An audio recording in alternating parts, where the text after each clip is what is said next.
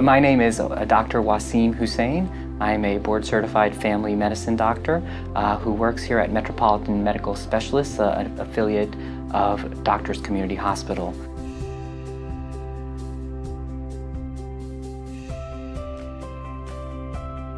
So hypertension is basically elevated blood pressure, and blood pressure is basically how hard your heart is working. So when we're talking about blood pressure, there's two things we're looking at. One's called the systolic high blood pressure, systolic number, and one's called the diastolic number. So when your heart is squeezing, that's what the pressure in the blood vessels is like. That's the systolic number. And the diastolic number is the pressure in the blood vessels when the heart is relaxed.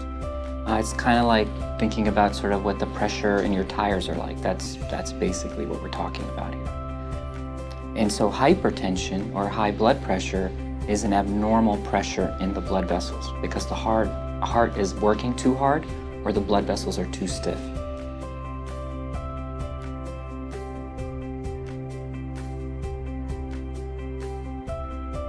So the majority of people who have high blood pressure, they actually don't have any symptoms at all. So it's one of these diseases that we sort of put in the category of the silent killer type of diseases. And so only when the blood pressure gets to extremely high numbers, like for example, a top number or a systolic number greater than 180 or a bottom number greater than 110, that's when people actually start to feel bad. They may have headaches and they may have symptoms of heart failure and their kidneys may start to give out, they may swell up.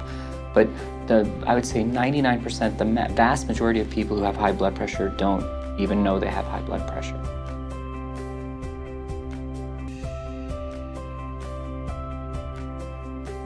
There are a lot of potential risk factors. A lot of it is genetics.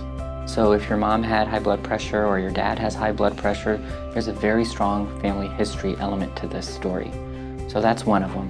But a lot of it is basically a lot of the risk factors that come from the type of lifestyle that we all live.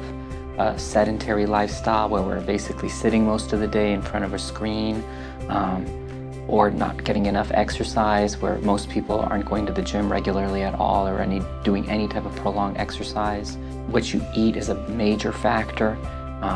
Salt intake is strongly correlated with high blood pressure, especially when you're eating very high amounts of salt. And when I say salty food, we're talking about a million different things there. So that's another major factor.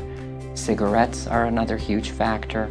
And then high blood pressure in a lot of people, it doesn't occur in isolation. Like there's other things going on in the person's body that's actually setting them up for the high blood pressure.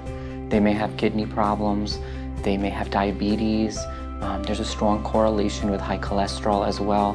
So a lot of the people who have high blood pressure, it's occurring in the context of these other diseases as well. And those other diseases are all linked to some of these lifestyle things and genetic stuff. So it's a lot of different variables that go into why somebody has high blood pressure. And that's just an explanation of sort of the most common forms of it. There's a bunch of other weird forms of it. Problems with the kidney, where circulation to the kidney's messed up, problems with the hormones, where your body is like literally secreting way too much adrenaline. And there's other hormonal problems like your body's making too much cortisone. But those are relatively, I would say that's a very small minority of patients who have high blood pressure. Another factor, this sort of goes along with genetics to some degree, is there's definitely more high blood pressure in certain ethnic groups. So you'll see more high blood pressure across the board in African American folks. And that's sort of connected to family history in many, many ways.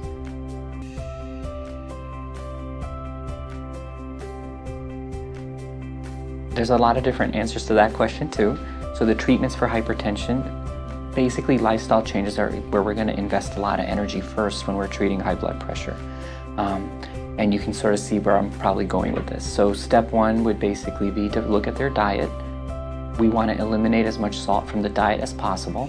Not too much salt because you actually need salt to survive and live, but we want to get to sort of like normal amounts of sodium. And if you're looking at sort of numbers, the amount of sodium you would want in your diet is about 2,000 to 3,000 milligrams of sodium. When you start getting up to 4,000, 5,000, that's when things get even worse. So a reduced salt diet.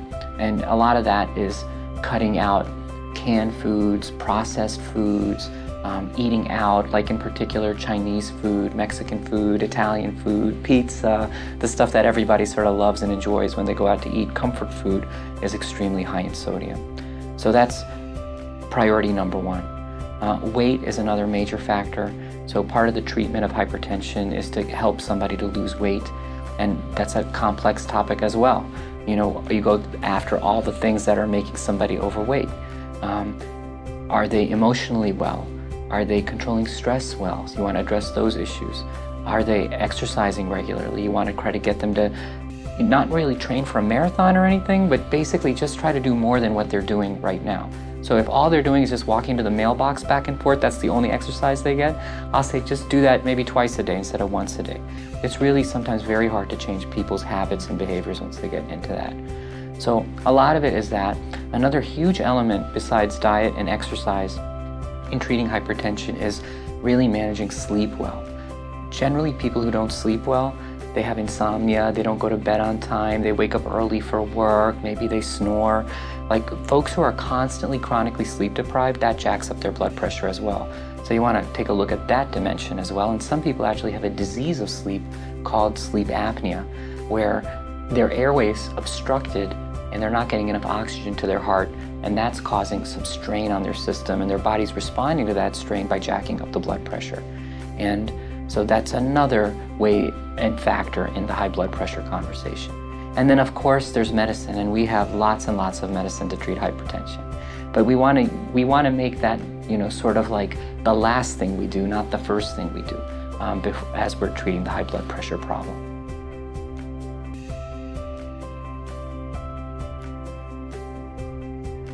So the first thing is somebody should be checking their blood pressure.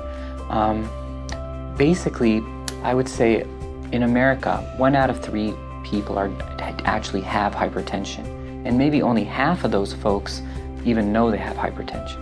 And an even smaller amount of those folks are actually taking their medicines the right way for the hypertension. So the people who are fortunately either getting screened through their doctor, they're going to be managed through their doctor. But if you've never really seen a doctor before and you're just getting your blood pressures checked, like with your mom's blood pressure meter, or you're getting it checked in the grocery store or the pharmacy, if it's abnormal, that's when you should call the doctor. And that number is going to be 140 over 90 for the vast majority of people. So if somebody already has hypertension and they're already on medications and their blood pressure average is consistently elevated, that's sort of the key point where you should call a doctor. If it's because any one blood pressure reading on any given day for any of us, no matter how healthy you are, can be elevated. And that doesn't mean you have high blood pressure. To meet the definition of having the disease of hypertension, you have to basically have at least 3 readings in a row that are abnormal. So if it's just like 1 here, 1 there, 1 there, but your overall average is normal, like that's good. Like we want your average to be normal. But it's when the average becomes abnormal, that's when you want to call the doctor.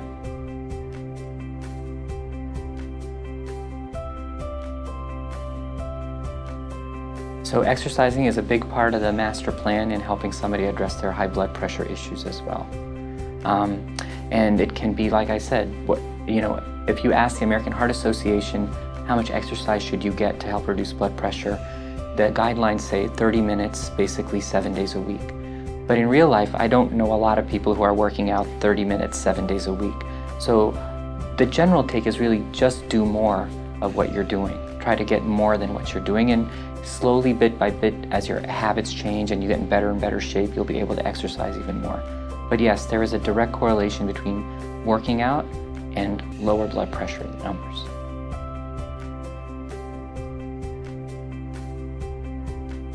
So the hospital has a great primary care network. That's where we usually want to begin, get you hooked up with a regular primary care physician. That's probably where you want to start. But the hospital also has dietitians. They have a great sleep center that, especially if, like I was just talking about the sleep issues, that can be a factor in this story as well. We have a team of cardiologists and neurologists as well. So we have the whole spectrum of services that would be needed to treat hypertension properly.